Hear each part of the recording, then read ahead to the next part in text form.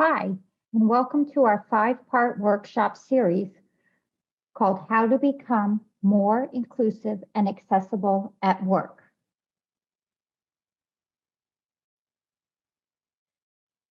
For this webinar, you are going to notice that we are using American Sign Language interpreters with our Zoom. You will see the sign language interpreter in a box on the side of the screen. The interpreters are used so that people that communicate in American Sign Language can understand this presentation. The Enable project is bringing you a 5-part training series. All of the trainings will start at 1 p.m. and will be recorded. The first training will be June 24, 2020, and is entitled How to Produce Accessible Materials. The second training will be July 8, 2020, and it is called Disability 101. The third training will be July 29, 2020, and the title is The Intersection of Disability and Civic Engagement. The fourth training will be August 12, 2020, and it is called The Intersection of Disability and Abuse. The last training will be August 26, 2020, and it will be called How to Host an Accessible Event. The Enable project is sponsored by the Ford Foundation. This training is brought to you by the Enable project, a coalition that brings together nonprofit and social justice organizations and their staff to create channels for integration of people with disabilities within their organizations and movements. This training is designed to guide organizations on how to integrate and include people with disabilities in ongoing civic engagement. Doing so can empower people with disabilities to take advantage of their rights and participate in social justice and political movements. As a society, we all benefit when everyone is able to participate and contribute. The 4 organizations that make up the Enable project are Catalyst Miami, the Center for Independent Living of South Florida, the Advocacy Network on Disabilities, and Disability Independence Group.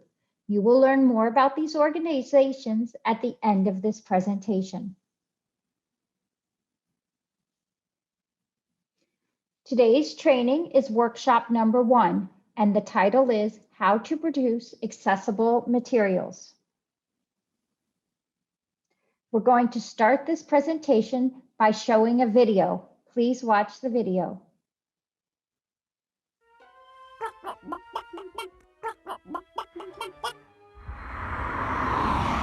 Class, we have to move beyond the standard way of doing things, beyond the obvious questions, the obvious answers. We must ask how to cross the road and answer how all of us can do it.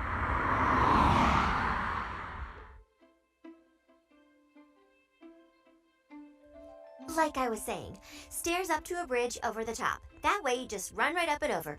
Easy, problem solved. I'm not a huge fan of stairs. Maybe 1 stair, not 2. Definitely not 3. How about we dig a tunnel under the road so we can slide under? Seems like kind of a tight fit. I don't think flying underground is a thing. How about we fly across a good old-fashioned crosswalk? Fly? Remember, class, we need to think inclusively. We want to design solutions not just for ourselves, but solutions that work for many individuals. Individuals in all kinds of situations. Wait, isn't that a lot of extra work? We're trying to be everything without being anything? Inclusive design simply offers a more expansive perspective and approach to creating solutions. And when inclusive design is at the core, an experience can have mainstream appeal, like the captions you use to watch videos on your phone in class, and the flexible straws so you don't dribble juice all over my tablet, or the curb cuts that started for wheelchair usage and are now important for everyone, from cyclists to parents pushing strollers.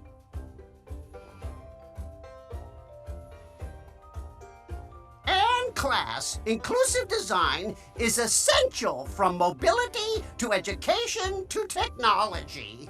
Microsoft is using inclusive design throughout the company to create products that empower individuals to achieve more, like the Xbox Adaptive Controller, so that everyone can game in the way that works best for them, or the Accessibility Checker that ensures digital content can be enjoyed by people who are blind, deaf, use wheelchairs, basically everyone.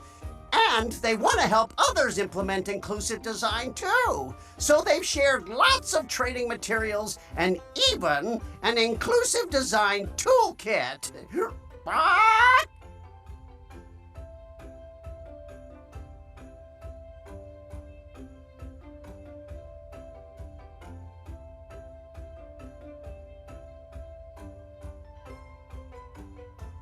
Short, feathery creature wearing glasses. Hey, Mr. Chicken, thanks for this. What are you up to now? Me? I don't know. Crossing? But why?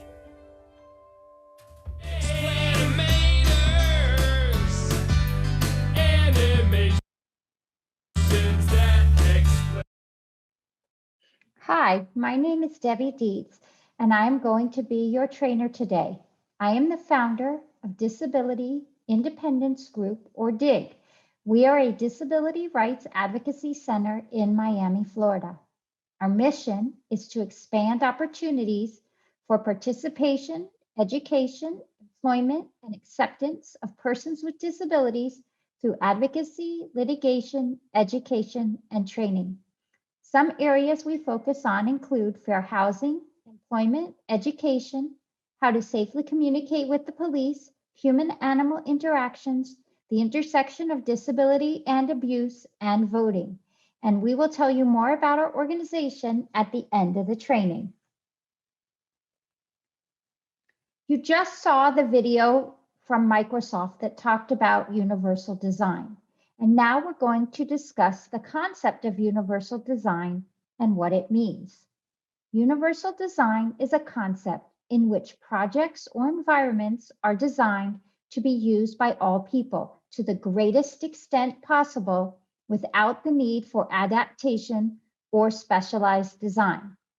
Universal design will save money by allowing us to invest in accessible projects from the start, innovate by allowing us to create products for everyone regardless of their ability, and to engage our staff by promoting inclusivity to pave the way for more people with disabilities to join the workforce. Now I'm going to go through a little bit of a timeline and history, and it'll help give us perspective on what we're going to talk about today and the importance of what we're going to talk about today. So here is our first image. And this is a picture of a ziggurat at Ur in Mesopotamia, and this is during the 3rd millennium BC. Society has always been built on the conception of able-bodied people, people that could see, hear, walk, and that were strong. Look at the number of steps on the ziggurat. That would be impossible for a person with a physical disability. This theme is also true for access to information. Does anybody know what this picture is? I know we're not live, but think about it in your head. See if you can guess what this is. The answer is it's a Gutenberg printing press. It was created by Johann Gutenberg in the 1400s. And in 1455, he printed the Bible using movable type. This invention revolutionized the ability to give and get information, yet it still excluded people that couldn't see and couldn't read. Does anyone know what this is a picture of? That's right. This is a picture of Braille, or what Braille would look like. And this is the next big advancement. And it came in the 1880s when Louis Braille created a pattern of raised bumps and dots to represent letters, numbers, and punctuation. This allowed people that were blind or had visual disabilities independent access to information, which then allowed them to go to school, get better jobs, and be more included in society. Anybody know what this is a picture of? This is a picture that talks about or states the digital revolution. And this is the next big change. And it didn't happen until the 1980s. So about 100 years later than the development of Braille. This is the most significant event in access to information since the Gutenberg printing press in the 1400s. It started with the internet, then mobile devices, then social networking, big data, and computing clouds. Digital technology broke down the traditional barriers to communication, interaction, and access to information for people with disabilities. Now people with disabilities could get information in a format that they could understand with very little cost. And next came the laws to back up these changes. We have the Americans with Disabilities Act, which celebrated its 30th anniversary this summer. And this is a civil rights law that prohibits discrimination against individuals with disabilities in all areas of public life, including jobs, schools, transportation, and all public and private places that are open to the general public. Then came the addition of Section 508 of the Rehabilitation Act of 1973. Congress required all federal agencies to make their electronic and IT accessible to people with disabilities, and they drafted standards that provide the requirements for accessibility. And finally, in 2013, the Marrakesh Treaty was adopted. This allowed all exceptions to copyright rules in order to permit the reproduction, distribution, and making available of published works in formats designed to be accessible to visually impaired people. The goal of this training is to tear down 5,000 years of bias and start on a new digital plane where the only barrier is the lack of knowledge on how to do it. My job in this 5-part journey is to give you the tools you need to ensure that everyone has access to your materials, products, and services. This will be a survey of information only. We will be starting to build your accessibility toolkit. If you want more in-depth information, please contact me directly and I will work with you to answer your questions.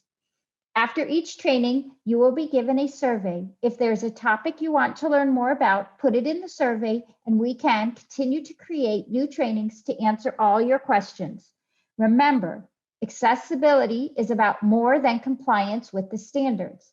It is about developing solutions to meet the needs of all users with and without disabilities. The laws that we have are the minimum required.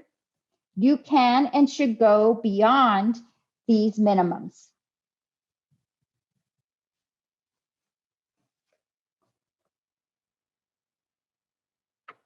We're going to start by looking at printed materials. We're going to look at your fonts that you choose, the colors you choose, what your backgrounds look like, and if you're using watermarks. Let's start with fonts. Your fonts should all be clean and clear. You want your materials to be easily read by people so that they can understand the message that you're trying to convey. You want to stay away from adding special effects to your fonts, and that you want your fonts to stand out against the background color and leave out cursive or script fonts. And one thing you want to look at, and we're going to talk about this next, is that you want to make sure that you look at the difference between serif and sans serif font for readability. Serif fonts have tiny little feet, and these feet were used when they were stone carving and people needed to use stones and carved out. They had these little notches or serifs on the letters. We want to try to use fonts that don't have those because they're clearer and easier to read. Examples of serif fonts are Times New Roman, Baskerville, or Georgia. And examples of sans serif fonts, or fonts without the little lines, are New Gothic, Franklin Gothic, Helvetica, Arial, Gil Sans, Futura. So all of those are good examples of what you can use. And if you look at the bottom, what I added, you'll see that cursive font is very hard and difficult to read. So we want to try to not use fonts like that. Now we're going to look at some different fonts and see what you notice as the difference. All of these fonts are the same size and are the same word, but look how different they look on the screen. If you look at the first example, that's the sans serif and serif fonts I was talking about. You see the little lines at the edge of each letter. It makes it harder for you to read the word. So the word enable on the right is much cleaner and clearer to read. The same with the ones below it. You'll see they're kind of italics or cursive writing, much harder to read. So you want to remember to keep your fonts clean and clear to allow your attendees with visual impairments a better chance of being able to read it, or for screen readers to be able to understand and read your content. They're also more accessible for people with learning disabilities like dyslexia, autism spectrum disorder, as well as people with physical and intellectual disabilities. Okay, now we're going to talk about colors. If you look at what's on the screen, it's a little bit hard to read because I have black ink and a blue background. Now look what happens if I take the same content, but I have it in white instead of black. You're going to see how much clearer it is to read the words that are in the white ink versus the black ink.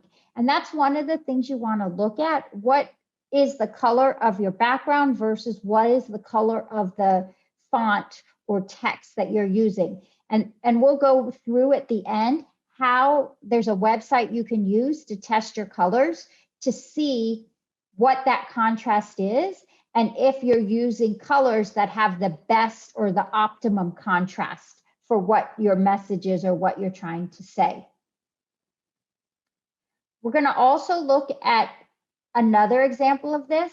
If you look at the circles below on the screen, you're going to see there's actually numbers inside those colors. And you want to be very careful with color blindness that people can actually see the information that you're trying to give them. So please be careful when you're picking your colors that you think through all of these different situations and what the meaning of your message is, because you want to remember to keep your message clear and make sure that people understand what you're trying to say or do. We're now going to look at backgrounds and watermarks. If you look at this example or the two examples on this page, you're going to see that there's backgrounds or watermarks behind the text. And as you can see, it's very hard to read the text when there's print or words or images underneath it or in the background. So if at all possible, you want to try to pick backgrounds that are solid color and that with good contrast, and you don't want to have images behind your text if at all possible, because you're going to find that it takes away from your message. And if you see in these examples, they have bad contrast, they have layer content, and they're very distracting because you're not sure what you're looking at and what's behind it. And the menu on the left, it's very hard to actually read the words on that menu.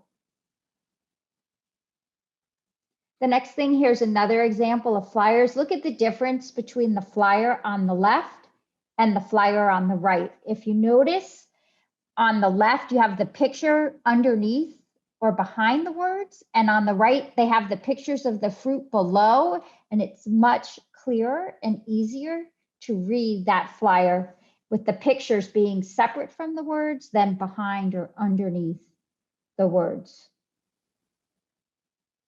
When you're making a flyer, you want to remember you want a high contrast between the colors. Think twice before having a photograph or image as your background. Always pick clean, clear fonts. And if you're going to use a photograph or image, consider designating a space for them. Just like we saw in the slide before, where the pictures were on the bottom and that space had been designated specifically for the pictures instead of them being underneath your text. Now we're going to switch and look at digital materials. And what's interesting is because we're in this world of COVID right now and doing so much digital, this has become even more important than it ever was before, because the majority, if not all, of what you're doing right now is being done in a digital format. So the good news is most of the features that you need for accessibility have already been built into and come included in your programs. And the things we're going to look at today, we're going to look at alt tag or alternative text, what an accessibility checker is, and what is descriptive text. And I'm going to go through and show you how to work with each of these components and where they are in some of the common software that we use. So the first thing we're going to look at is alt tag or alt text. And if you see what I have here is a screenshot of a Word document in Word. And if you look at this, you see my text and you see I have a logo or an image embedded within my text. And what I can do within the software is alt tag or alt text this. And what this means is if someone was blind and using a screen reader, when the screen reader got to the picture, it wouldn't know what the picture was. So what I do is behind the image, I actually write descriptive text that will explain what my image is, so that when the screen reader is reading or gets to the image in the document, it could say the image is, and then read the text that I've put in to describe the image.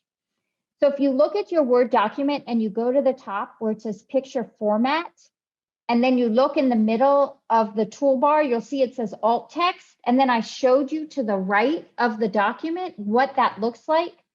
And what you can do is in that white box, you can actually override the alt text that is generated by the system and put in what you want. So in this case, I might write something like Miami Inclusion Alliance logo. It is a series of arrows pointing up in a semicircle with the letter MIA in the middle in purple, teal, and dark blue to signify the logo for this organization. And I can type that in, and then if or when a screen reader is reading this document, when it gets to that image, it will be able to tell the user that's listening with the screen reader that I have my logo there and what my logo looks like, so that they have a picture in their head of what this picture looks like, even though they can't see the picture with their eyes. That is what alt text, it's called alt text or alt tag, means. And this is how you do it in a Word document. Now, if it was just like a square for decoration, you can click that box mark as decorative, and then the screen reader will just skip it and not read it as they're reading the rest of the document. Another cool thing is a lot of programs now have accessibility checkers. This is one in PowerPoint. So if you look in this PowerPoint and you go to review, and then you look at the toolbar, they actually have something called check accessibility. And the system itself is going to run a check and tell you if it thinks a screen reader can read this document, or if the system thinks that it is usable by a person with a disability. And what it'll do is it'll go through the entire document, and then towards the right, it'll give you a list of whether telling you, yes, everything is right and this is accessible for a person with a disability, or it'll give you a list of what the system thinks is wrong, and then recommendations and suggestions on how you can fix your document and make it more accessible. And then it can take you through suggestions, tips, and then to a help section if you're still not sure what to do. Once again, this comes automatically in your software already built in. You just have to know where it is and how to use it. Another cool software that I like is called Adobe Acrobat DC, and it has an accessibility tool also, and I gave you an image of what it looks like. And it does the same thing. If you put in a PDF, you can run this accessibility tool, and it'll tell you exactly what, well, first it'll tell you whether your document is accessible or not. And if it's not, it'll tell you what is wrong with it. And then it'll also give you suggestions and tips on how to fix it. And I like this a lot because I like to use a software called Canva. It's an online platform where you can make really cool flyers and design nice materials. However, Canva does not have accessibility features in it. So what I like to do is design my really cool, fun-looking flyer or material in Canva and then save it as a PDF and then bring it into Adobe Acrobat, let it run its accessibility checker, and then I go in and make the document accessible so that I don't have to give up the ability to have fun, cool, interesting materials or accessibility. It allows me the ability to do both, just with adding the second step of using the accessibility tool checker through Adobe Acrobat. Now we're going to look at websites and website accessibility. Now, this can get very technical, and I'm not going to go into all the technicalities that a computer programmer would need to know, but I want to go through some of the details so at least you're aware of it and you know some of the questions that you should ask your IT or tech people. Some best practices are not to use flash animation because it's hard for a screen reader to read it, to always alt tag your images on your website. The same concept that I just showed you in that Word document, you can actually do to the images that you put on your website. Another good one is to use a magnifying tool. And what that is if you were to be on someone's website, you have the ability to make the content larger or magnify the content for someone that might have trouble reading what is on your screen. Also, best practice is to always caption all of your videos. And we're going to talk through how to do that in a little bit. And also have descriptive link text, so that if a screen reader is reading information on your website, it can read the description of what is being linked in your website. And what website accessibility means is that websites, tools, and technologies are designed and developed so that people with disabilities can use them. More specifically, people can perceive, understand, navigate, and interact with the web or contribute to the web.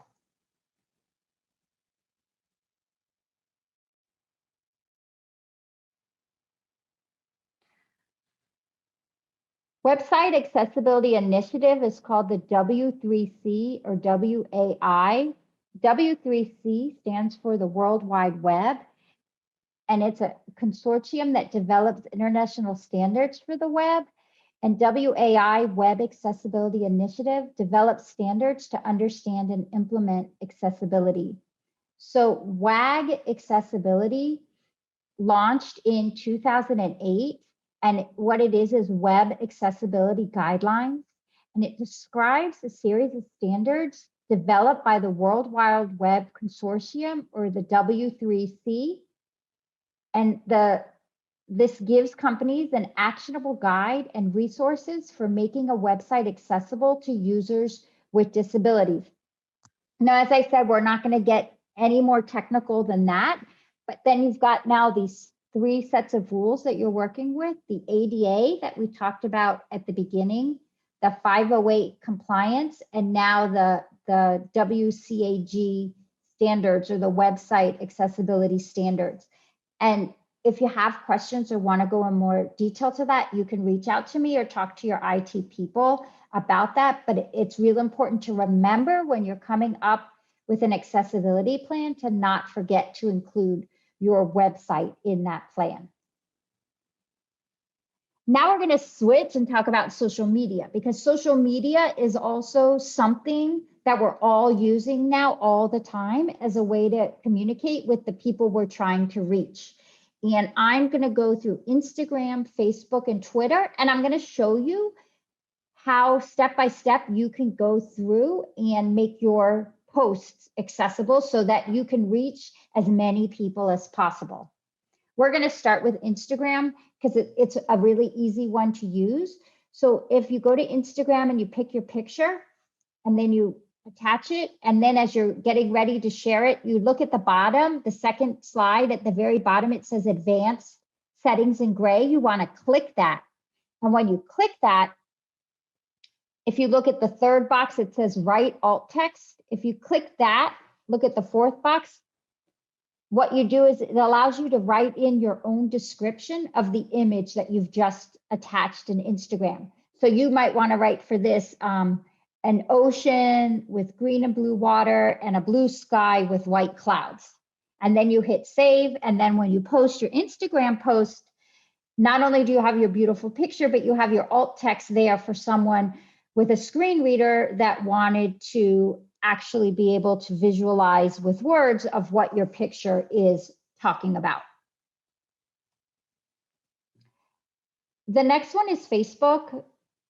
And actually, since we've made these slides, they just updated it. So they've actually made it easier. So when you go into Facebook and you do your image, you have the ability to edit your image and add an alt text. Very similar to how we just did it with Instagram, so that you are able to actually write in your alt text into your image before you post it, and then be able to make your Facebook posts accessible also. And then this is Twitter. In Twitter, what you want to do is you're going to go in, and there's a different way to do it if you're using a desktop versus if you're using a mobile device. But either way, you're going to look for the word accessibility and add in alt text, and you're going to be able to put in your image description. And what's interesting or fun about Twitter is, as we all know, Twitter has a character limit, but in the alt text, there's not. So sometimes people will add in extra messages or context in their alt text for their tweets that are limited by the number of characters. So just an interesting side note, and sometimes people will put messages in their alt text for their viewers or followers that use screen readers. As kind of a silly, fun thing to do. But as you can see, it's literally just clicking one more button and adding in your alt text or alt tag in order to make your posts accessible. And one thing at an organizational level that you can do, if you use a logo or a picture regularly, you can actually create the alt text and save it somewhere or in a Word document. And then as everybody is posting or using it, they can all cut and paste in the same alt tag information.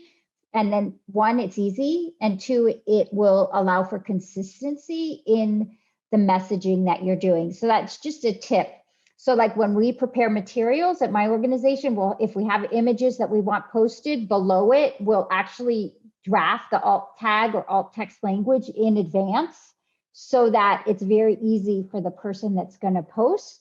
That one, they're describing it correctly, and two, that we're saying the same thing every time we post. And it's just a way to be prepared in advance and have everything ready to go and make it as quick, succinct, and easy for everybody as possible. The next thing we're going to look at is videos. Today, we're using a Zoom platform.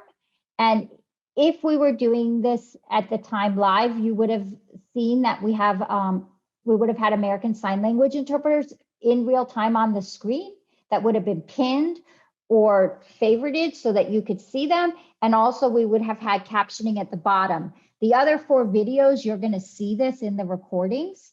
And Zoom is a very accessible platform. And as we've been in the pandemic, you'll have noticed, or we've noticed, that the accessibility has gotten better and better and more efficient. So it's a very good option if you want to make sure you're being as accessible as possible. Also, YouTube videos. you have the ability to add in closed captioning to your YouTube videos. YouTube has them that can be automatically populated. The accuracy is not 100%, so I would recommend using a third party to do your captions and then merging them into your YouTube videos, and it can be done seamlessly.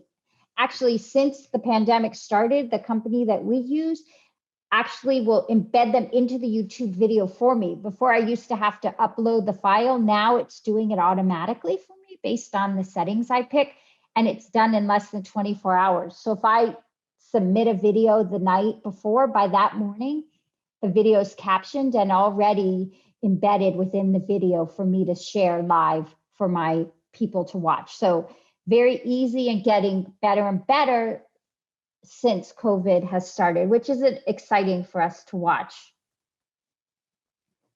I wanted to explain the three terms that are on this slide. Open captions.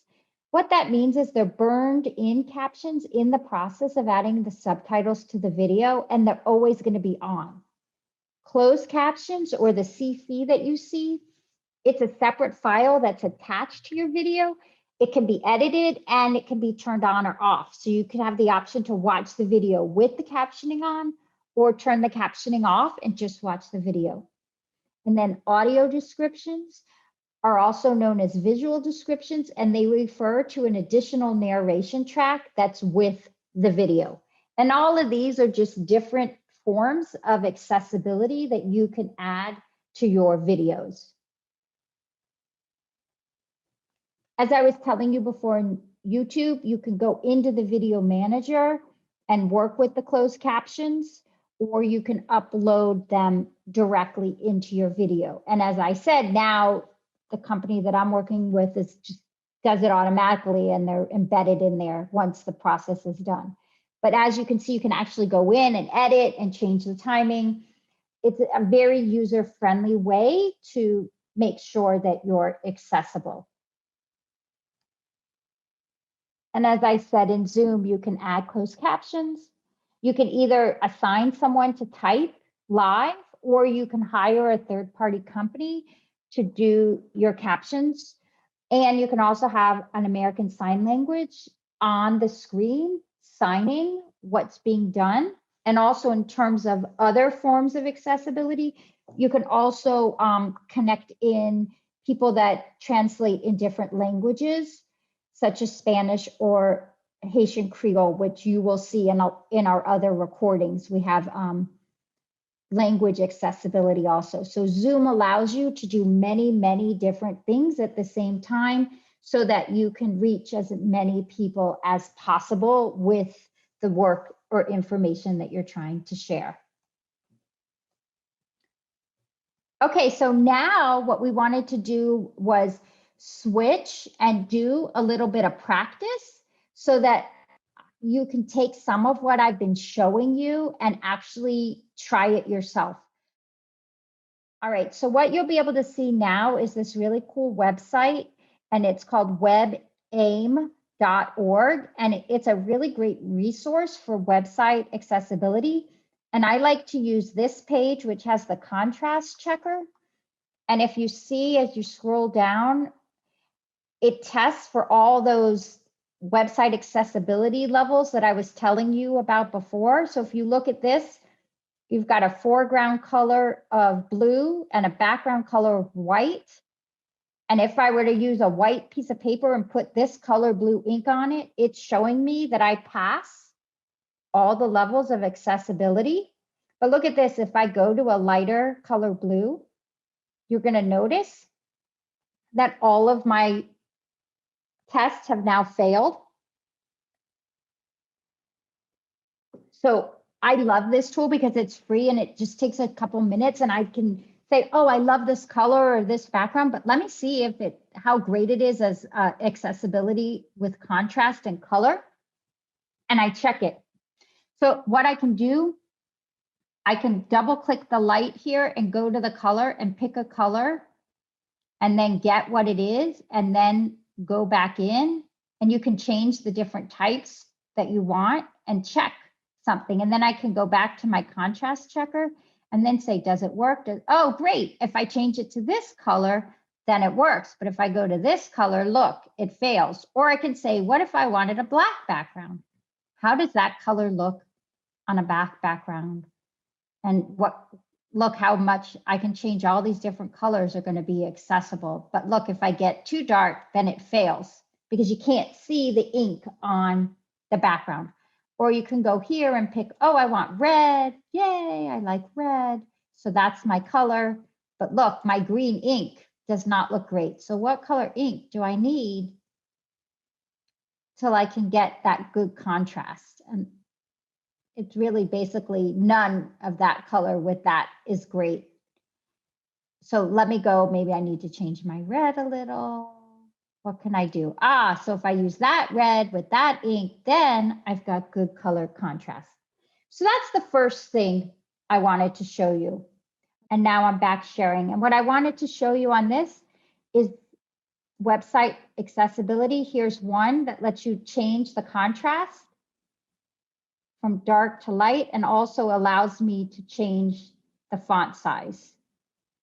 So make it bigger or normal size. And this is just one form of accessibility. This is our newest website for Access the Vote Florida, which is Inclusive Elections for All. And if you look at this accessibility tool, it's really cool. Look at the top. It allows you to change the font size, change the color contrast. It actually can read it to you.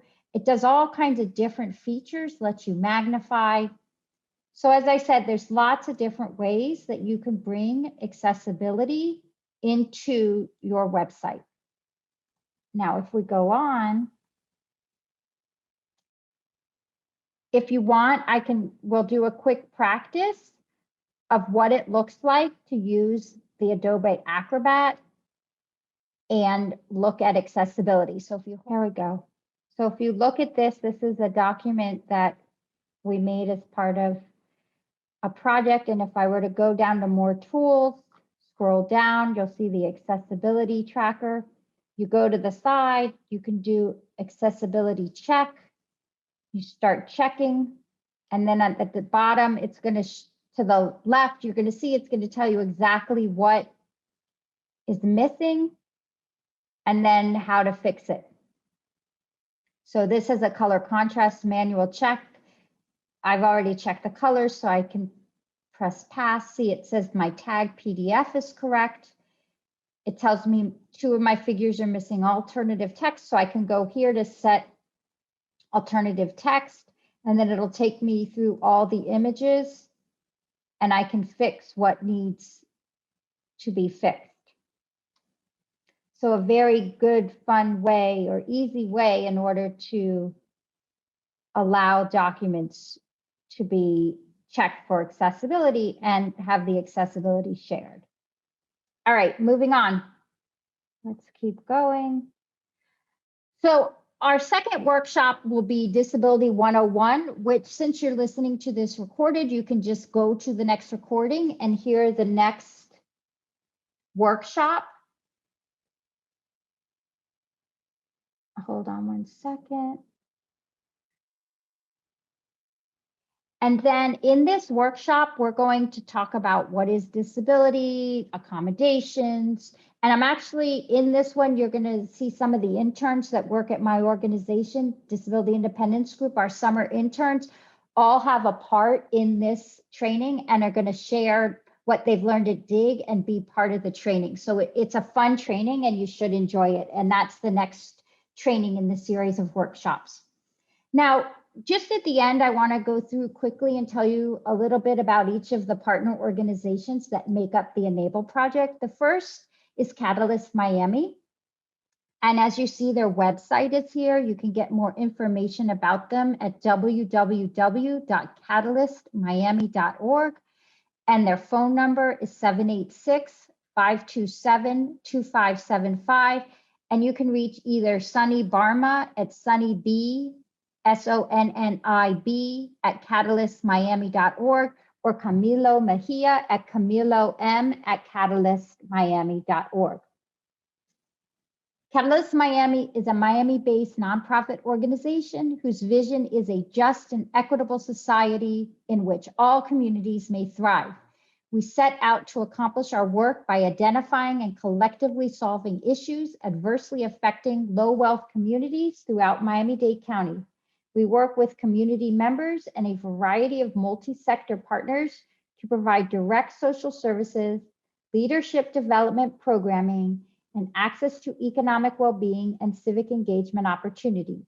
We are a proud member of the Enable Project, as well as other networks dedicated to creating access and inclusion in Miami-Dade County and the state of Florida.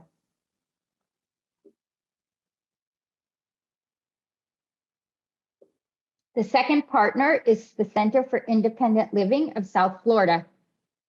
Their website is www.cilsf.org.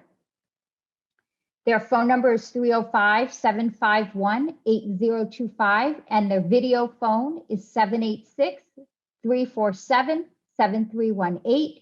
You can reach Javi Romani at xavier@cilsf.org or Alison Dos Santos at Alison, ALISON, at cilsf.org. The Center for Independent Living of South Florida is dedicated to empowering our peers with disabilities of all ages to maximize their abilities to live independently and challenge barriers that prevent us from being a fully integrated community. Our passionate team is ready to break these barriers with you through education and advocacy, help you transition back into the community and the workforce, host socials, and provide peer support, teach independent living skills through interactive sessions, and offer various other services. The third organization is the Advocacy Network on Disabilities. Their website is www.advocacynetwork.org. Their phone number is 305-596-1160, and you can email them at info@advocacynetwork.org. The Advocacy Network on Disabilities champions the rights of individuals with intellectual, developmental, and other disabilities by promoting inclusion, providing services, and advancing systems change. The Advocacy Network on Disabilities is committed to providing quality supports and services based on an individual's personal preferences and needs, helping individuals learn how the system works so they can become better able to get their own needs met, and sponsoring and conducting workshops, seminars, public education, and professional development activities for individuals with disabilities and their families. And then my organization is the last partner, Disability Independence Group.